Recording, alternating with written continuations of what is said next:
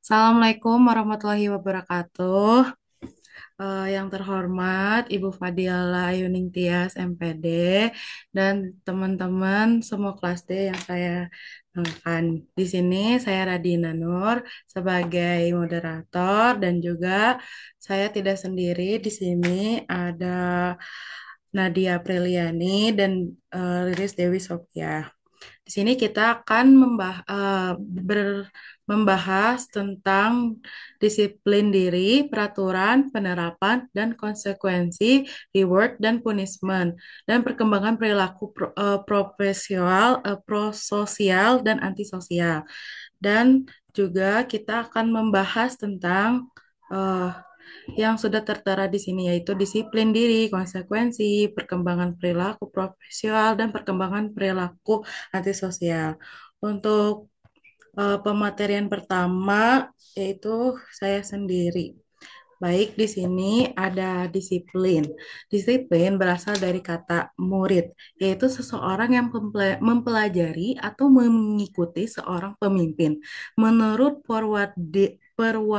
Darminta dalam Kamus Bahasa Indonesia, disiplin adalah suatu pelatihan mental dan moral dengan tujuan untuk selalu berhati-hati dalam menaati peraturan di sekolah, di kentaraan atau di suatu pesta. Sedangkan menurut Kostelnik dan kawan-kawan dalam buku Developmentally Appropriate Practice, disiplin diri adalah pengaturan perilaku internal yang bersifat sukarela. Baik, lanjut untuk peraturan. Nah, di sini eh, menurut Hacklock, eh, jadi peraturan itu bisa termasuk kayak kuman gitu, Kak. Nah, sedangkan menurut Hacklock yaitu kuman dapat melatih anak berperilaku sesuai standar yang ditetapkan oleh kelompok sosialnya. Tujuannya adalah untuk memberi anak-anak pedoman yang dapat diterima mengenai perilaku dalam situasi konkret. Aturan mempunyai dua fungsi, yaitu aturan mempunyai nilai pendidikan karena menyadarkan anak akan aturan perilaku yang diterima oleh anggota. Yang kedua, yaitu hukum membantu mencegah perilaku buruk. Aturan-aturan yang menyelesaikan kedua tugas ini harus diketahui, diingat, dan diterima oleh anak. Anak-anak yang lebih kecil membutuhkan lebih banyak aturan dibandingkan anak-anak yang lebih besar karena diasumsikan bahwa pada masa remaja, anak-anak telah mempelajari apa yang diterapkan dari kelompok sosialnya. Terus kesimpulan dari mengenai pengertian aturan dari teks tersebut adalah aturan berfungsi sebagai pedoman perilaku yang membantu anak memahami apa yang diterima oleh kelompok sosial mereka. Aturan memiliki nilai pendidikan yang menyadarkan anak tentang perilaku yang diharapkan serta berfungsi untuk mencegah perilaku buruk. Untuk dapat efektif, aturan-aturan ini harus diketahui, diingat, dan diterima oleh anak. Dengan anak yang lebih kecil memerlukan lebih banyak aturan dibandingkan remaja yang diharuskan telah memahami ekspektasi tersebut. Yang kedua, penerapan. Nah, penerapan itu bisa termasuk bukan termasuk kayak penerapannya bisa apa, kayak dilakukan dengan pola asuh. Nah, menurut Ventranto, Suarsini 2013, pola asuh adalah suatu model perilaku yang diterapkan pada anak yang relatif stabil dari waktu ke waktu. Pola perilaku ini dialami oleh anak baik negatif maupun positif. Pola asuh yang diumumkan yang ditanamkan setiap keluarga berbeda-beda, tergantung sudut pandang masing-masing orang tua. Menurut Desmita, ia menjelaskan bahwa gaya pengasuhan sendiri merupakan cara terbaik yang dapat dilakukan oleh orang tua dalam mendidik anaknya sebagai bentuk rasa tanggung jawab terhadap anaknya. Terus juga eh, model orang tua terhadap anak dibedakan menjadi tiga macam. Maksudnya ini kayak model pengasuhannya gitu ya. Yaitu ada otoritatif. Nah, untuk otoritatif, eh,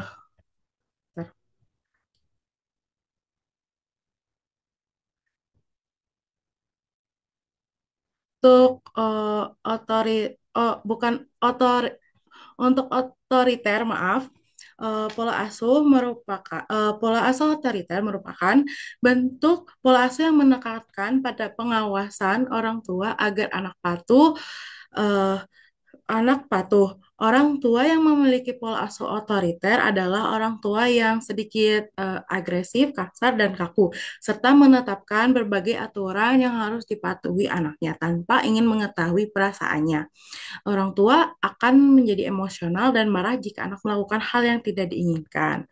Nah, menurut Ode Mubuni dalam Okorodutu 2010 menemukan bahwa temuan dari beberapa laporan penelitian yang dilakukan menunjukkan bahwa sebagian besar kenakalan remaja bermula dari rumah yang orang tuanya kurang kasih sayang dan perhatian. Kurangnya perhatian atau kasih sayang dan kehangatan membantu perkembangan dan penyesuaian emosi anak. Nah, anak dengan pola asuh otoriter seringkali merasa tidak bahagia, takut, minder dengan orang lain, tidak mampu memulai aktivitas, dan memiliki kemampuan komunikasi yang relatif buruk. Pola asuh otoriter ini dapat menyebabkan anak kehilangan kebebasannya. Inisiatif dan aktivitasnya menurun karena anak kurang percaya diri terhadap kemampuannya. Dari pemikiran di atas dapat disimpulkan bahwa pola asuh otoriter adalah pola asuh yang mengekang, membatasi, dan berkuasa serta mengatur segala hal yang dilakukan anak. Biasanya orang tua menggunakan ancaman atau perintah yang harus dipatuhi oleh anaknya. Pola asuh otoriter ditandai dengan ciri-ciri orang tua yang sering bersikap bermusuhan terhadap anaknya, mengontrol, memukul, dan membentak. Nah, untuk pola asuh otoritatif atau demokrasi. Pola asuh demokrasis menitik beratkan pada tidak mengambil posisi secara absolut, namun juga tidak hanya tertumpu pada kebutuhan anak saja dan membiarkan anak menjadi individualitas. Orang tua yang demokrasis biasanya bertindak dengan berhati-hati, sabar, dan berusaha memahami perilaku anaknya. Pengawasan yang dilakukan secara tegas namun tidak terbatas dan tak terkendali dengan tujuan memberikan tanggung jawab lebih kepada anak agar lebih mandiri. Pola asuh otoritatif mencirikan keseimbangan antara hak dan kewajiban orang tua dan anak agar keduanya saling melengkapi. Anak dilatih bertanggung jawab dan menentukan perilakunya agar disiplin. Pola asuh otoriter ini demokrasis ini sama tinggi dalam hal penerimaan, tanggung jawab, dan tuntutan. Nah, Umairah 2018 mengemukakan bahwa pola asuh demokratis akan menghasilkan anak yang membentuk karakter mandiri secara optimal, sedangkan orang tua yang menunjukkan sikap permisif dan otoriter menghambat terbentuknya kemandirian pada anak usia dini. Lanjut, pola asuh permisif merupakan ciri orang tua yang memberikan kebebasan sebesar-besarnya kepada anak, sehingga dapat menyebabkan anak kurang bertanggung jawab dan anak dapat berbuat semaunya tanpa kendali orang tua. Pola asuh permisif terdiri dari tingkat penerimaan, yaitu tanggung jawab orang tua yang tinggi terhadap anak, sedangkan tuntutan terhadap anak rendah. Nah, model pengasuhan mempertimbangkan apa yang terbaik bagi pertumbuhan dan perkembangan anak, di mana orang tua menjaga sikap mandiri sambil mengontrol anaknya serta menegaskan apa yang diputuskan oleh anaknya. Selanjutnya yaitu konsekuensi. Anak-anak diperkenalkan dalam konsekuensinya sejak dini. Konsekuensi memiliki arti yang berbeda dengan hukuman. Konsekuensi adalah sesuatu yang dihasilkan dari suatu pilihan, suatu tindakan, dan suatu keputusan. Konsekuensinya adalah terjadi perbincangan antara anak dan ibu. Anak mempunyai pilihan dan dilibatkan dalam mengembangkan aturan yang berlaku. Cara ini lebih adil dan dapat diterima oleh anak. Sedangkan hukuman adalah penjatuhan kepada seseorang hukuman kepada seseorang atas suatu kesalahan, perlawanan atau pelanggaran sebagai imbalan atau balas dendam. Beberapa orang tua percaya bahwa semakin antisosial suatu perilaku, semakin berat hukuman yang harus diberikan. Sekian dari presentasi saya serahkan kepada Riris. Kepada Riris, dipersilahkan. Baik, terima kasih kepada Radina. Secara berarti hadiah, upah, ganjaran, atau penghargaan. Sedangkan menurut istilah adalah pemberian konsekuensi berupa hal yang menyenangkan dan mengatur tingkah orang. Menemukan isi pada anak adalah dengan pemberian reward dan punishment. Dengan adanya pemberian tersebut, kita dapat mengetahui kedisiplinan anak sebelum diterapkannya, setelah diterapkannya. Menurut Rinal Haq, Eliza atau reward belajar diterima anak melalui usaha rajinnya belajar anak tersebut. Nah, penghargaan atas prestasi dan non-materi tersebut sebagai motivasi yang positif. Menurut penelitian Madiana tahun 2020, pemberian reward merupakan suatu penghargaan atau hadiah yang diberikan kepada anak karena telah melakukan suatu hal yang baik maupun benar. Nah, dalam ajaran Islam, istilah reward itu bisa disebut juga dengan sawab. Sawab artinya memberi hadiah atau upah. Pahala pada hakikatnya adalah kelakuan yang menyenangkan yang diterima oleh seorang sebagai akibat logis dari suatu perbuatan baik atau perbuatan soleh. Nah, salah satu adapun firman Allah dalam Quran surat Al Imran ayat 108,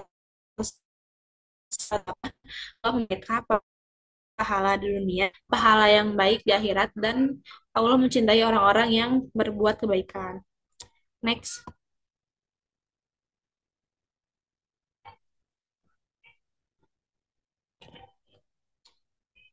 Lalu ada macam-macam reward.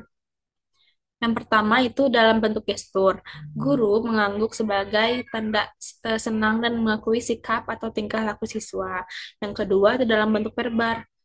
Verbal guru itu contohnya guru memberikan pujian pada anak yang telah berprestasi ataupun hal lainnya. Lalu yang ketiga itu dalam bentuk pekerjaan. Guru lebih banyak memberikan tugas kepada siswa. Lalu yang keempat itu dalam bentuk materi. Guru dapat memberikan berupa barang yang menyenangkan dan bermanfaat bagi siswa, misalnya seperti pensil, buku catatan, penggaris, penghapus, dan lain-lain. Lalu yang terakhir itu ada dalam bentuk nonverbal, seperti beri tepuk tangan, acungi jempol, beri bintang, dan tulis sebagai prestasinya, dan piagam penghargaan, dan lain-lain. Next.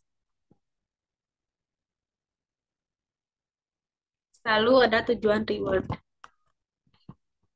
Tujuan dari memberikan reward tersebut adalah guna memotivasi anak untuk meningkatkan perilaku yang baik dan benar, serta membuat anak lebih percaya diri. Nah, reward, eh, dengan adanya reward kepada anak usia dini, memberikan pengaruh yang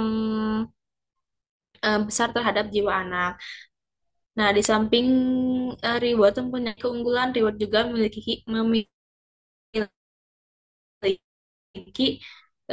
kelemahan kita lebih hadiah, maka dari reward kepada anak hanya semestinya saja berlebihan.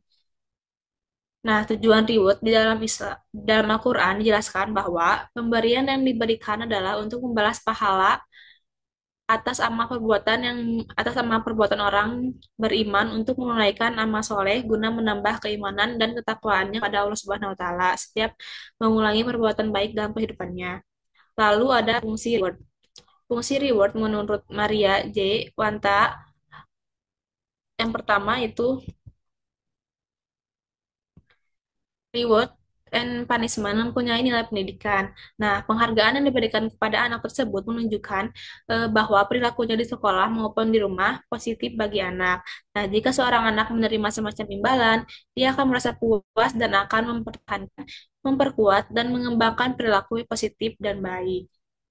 Lalu yang kedua ada penghargaan yang memotivasi anak untuk mengurangi dan mempertahankan perilaku positif. Nah, ketika seorang anak secara konsisten mengikuti harapan dan diakui atas perilakunya, anak tersebut mengembangkan rasa bangga pada dirinya sendiri. Kebanggaan ini akan menyebabkan anak mengulangi perilaku tersebut, bahkan meningkatkan kualitas perilaku tersebut. Next. Lalu selanjutnya ada punishment, perkembangan sosial emosionalnya. Suatu hukuman atau punishment adalah hal yang biasa dilakukan oleh guru maupun orang tua, karena maksud dari hukuman tersebut adalah untuk mencegah timbulnya perilaku tidak baik kepada anak. Menurut Arinal Haq dan Adza 2022, hukuman melalui disiplin anak merupakan satu cara yang perilaku ini tepat, bijaksana, dan nah, menurut teori behavioris berpendapat bahwa efek hukuman tidak serta-merta menghilangkan atau mengurangi perilaku. Lalu menurut Yohanes mengatakan bahwa meski efektif dan dapat menyebabkan kesalahan berulang, hukuman juga dapat membantu perkembangan anak-anak. Nah, jika anak tidak bisa menolak, jika hukuman tidak aturan diberikan nasihat, maka anak hafal aturan dan pahami aturan kembali. Nah,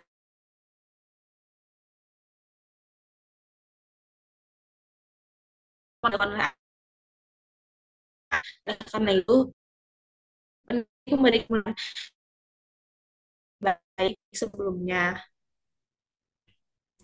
Guru hendaknya memberikan strategi untuk mendisiplinkan anak usia dini. Misalnya, jika anak mengganggu temannya hingga menangis, guru mungkin akan menghukum anak tersebut dengan meminta anak itu untuk meminta maaf. Nah, jika anak tidak mau meminta maaf, guru dapat memberikan hukuman time out atau memindahkan anak ke situasi yang lebih tenang dari situasi yang biasanya tidak mengakibatkan apa yang disebut perilaku luar kendali.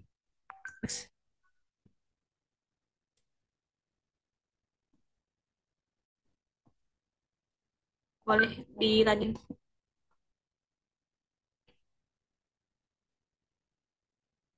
Nah, lalu ada kelebihan dan kekurangan punishment. Kelebihan Kelebihannya yang pertama, mendorong berkembangnya kompetensi anak. Kedua, memotivasi anak secara optimal dalam belajar, tumbuh tumbuh dan berkembang. Ketiga, keterampilan belajar anak dapat merata di kalangan siswa. Keempat, komunikasi yang dibangun oleh teman-teman lain di kelas biasanya lebih mudah diterima karena merupakan eh, komponen kompetensi psikologis ditambah unsur pengetahuan bersama yang dimiliki. Lalu, ikatan emosional antara siswa dan guru dapat tumbuh kembang secara optimal. Lalu, mudah dan menyenangkan di dan malah kekurangan dan reward. Kekurangan diperlukan biaya tambahan untuk pemberian hadiah bagi anak yang aktif dan rajin belajar. Yang kedua, kadang-kadang dapat beban psikologis bagi anak dan malas yang cukup percaya diri untuk menunjukkan kemampuannya. Yang ketiga, untuk menangani penyakit anak, guru perlu lebih berhati-hati dan memilih penghargaan dan hukuman yang sesuai dengan bijak.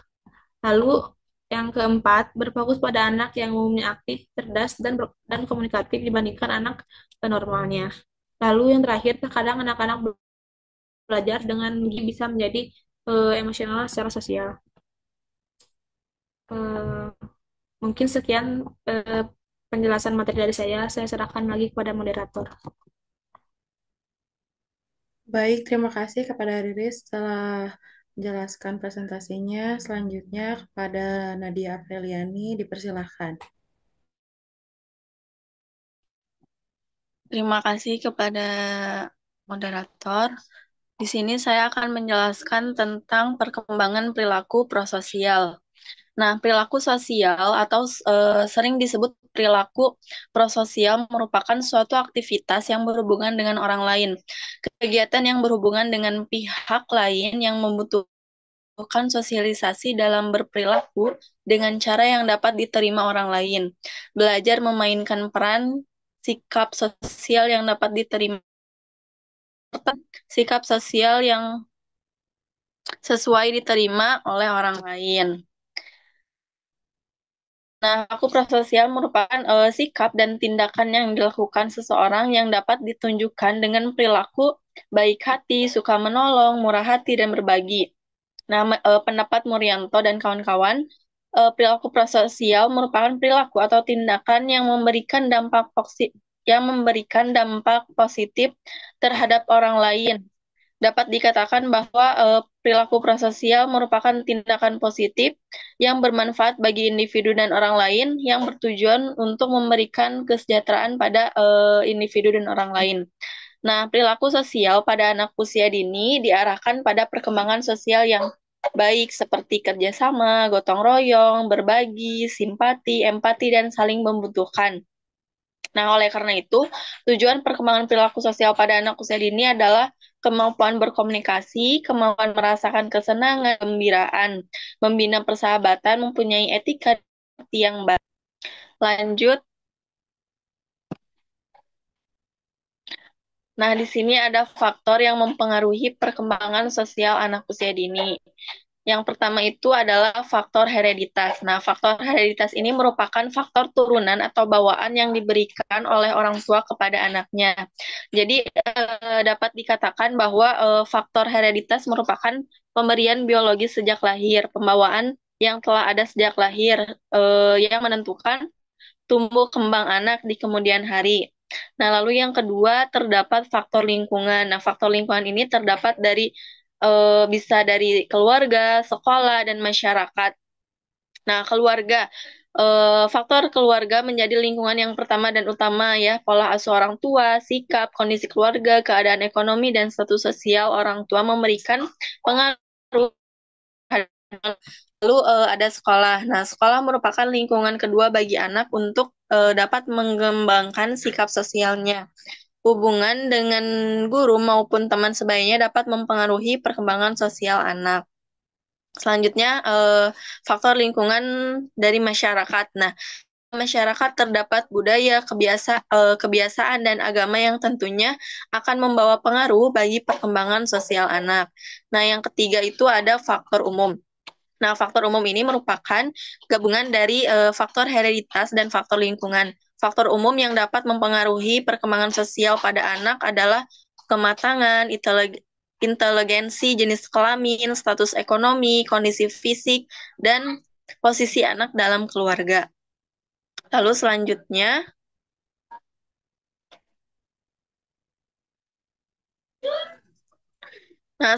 ada upaya untuk menstimulus perkembangan prososial pada anak yang dapat dilakukan melalui pembiasaan. Pembiasaan untuk melakukan sesuatu itu dapat dilakukan dalam kegiatan kehidupan sehari-hari dan dapat dilakukan pada saat kegiatan pembelajaran.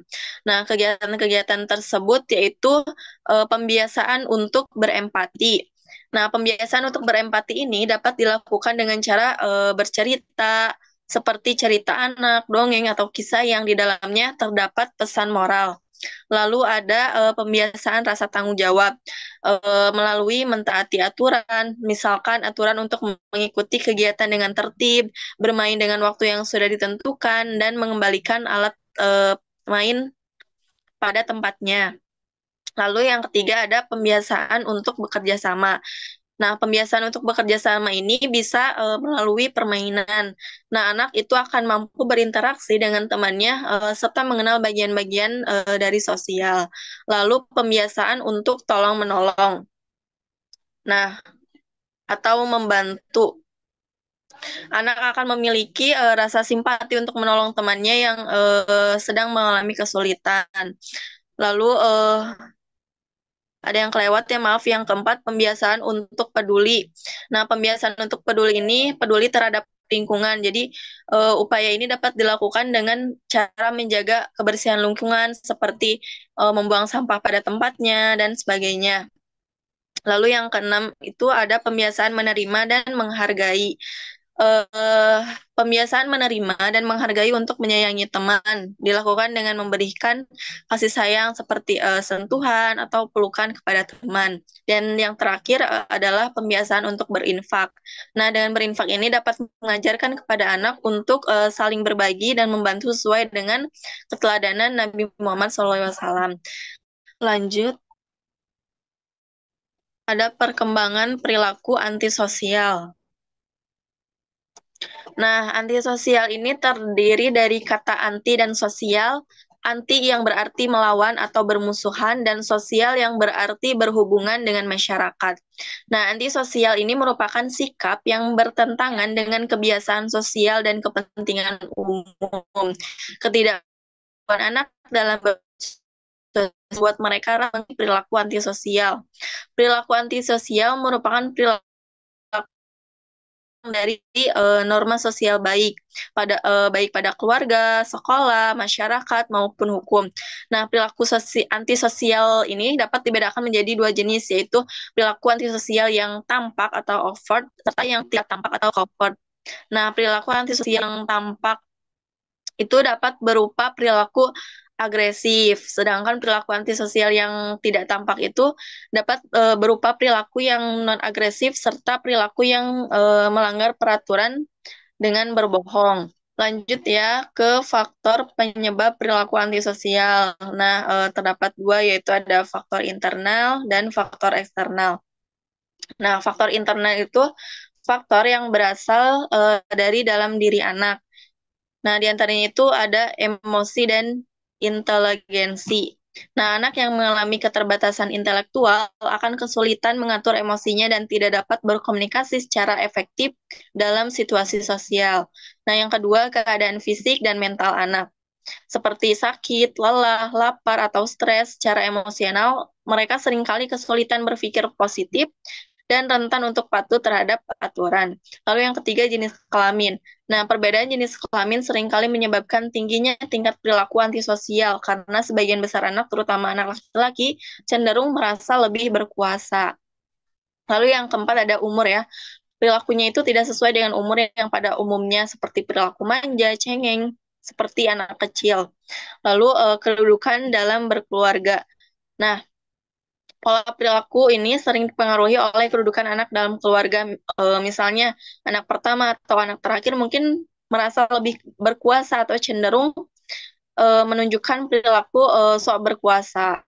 Nah, faktor internal lainnya itu terdapat terdapat juga pemberian biologis sejak lahir ya, atau hereditas yang menjadi faktor internal dalam penyebab anak antisosial. Nah, karakteristik bawaan yang diturunkan dari orang tua biologis dapat eh, karakteristik bawaan yang diturunkan dari orang tua biologis dalam perkembangan sosial dan emosi anak. Lalu yang kedua ada faktor eksternal. Nah, faktor eksternal ini adalah faktor yang disebabkan dari luar pribadi anak. Dapat timbul dari orang lain, lingkungan, maupun teknologi. Nah, yang pertama itu penggunaan media sosial yang intens oleh orang tua ya, terutama ibu. Itu dapat menyebabkan kurangnya komunikasi antara ibu dan anak. Perasaan tidak nyaman karena kurangnya komunikasi dengan ibu karena sering diabaikan. Dan si anak dapat tidak menemukan tempat nyaman gitu untuk berkomunikasi. Anak juga akan mengalami kekecewaan sebab harapan dalam berkomunikasi tidak terpenuhi oleh ibunya. Nah, yang kedua ada pola asuh, pola asuh dan norma di lembaga yang kurang.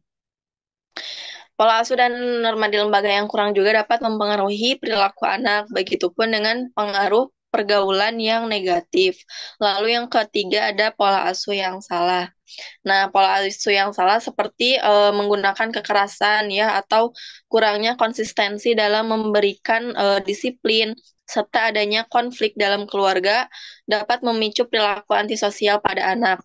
Nah, faktor yang mendasari perilaku antisosial anak adalah kurangnya disiplin atau orang tua yang terlalu permisif dan sulit mengatakan tidak kepada anaknya. Namun jika mendisiplinkan anak terlalu keras sehingga menjadikan anak dituntut harus sempurna mengubah perilakunya. Dan yang terakhir itu tidak diterima oleh teman sebayanya. Nah, ini juga dapat menimbulkan sikap agresif ya yang diwujudkan dengan mengumpat, memukul, atau menendang menjadi peran penting dalam perubahan sikap anak dalam bersosialisasi dan menjadikan anak masuk dalam kategori antisosial. Nah, selanjutnya ada upaya menangani perilaku antisosial pada anak. Nah, perkembangan sosial pada anak tidak dapat dilepaskan dari pengaruh orang tua, sanak keluarga, orang dewasa, ataupun teman sebayanya ya. Nah, suatu lingkungan yang baik dan mendukung akan membentuk kepribadian anak sebagai sosok positif yang dapat mencapai kehidupan sosialnya. Nah, sebaliknya lingkungan yang tidak kondusif dan penuh huru hara akan membentuk sikap eh, seperti bersifat minder, senang mendominasi orang lain, bersifat egois, senang mengisolasi diri atau menyendiri, kurang memiliki perasaan, dan kurang memperdulikan norma dalam berperilaku. Nah, upaya-upaya dalam penanganan masalah perilaku antisosial anak usia dini diantaranya memberi nasihat dengan tegas, memberi contoh yang baik di nyata, bermain peran dan sebagainya. Nah, cara lain bisa juga dengan meningkatkan keterlibatan orang tua pada aktivitas anak melalui program parenting gitu ya. Nah, peran orang tua juga sangat dibutuhkan dalam menerapkan pola asuh sebagai pencegahan perilaku antisosial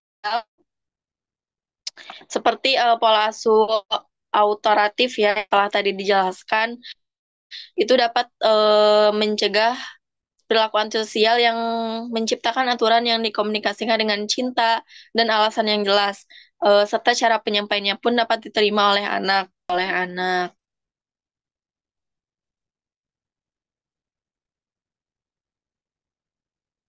Mungkin sekian materi yang dapat saya sampaikan. Saya kembalikan kepada moderator.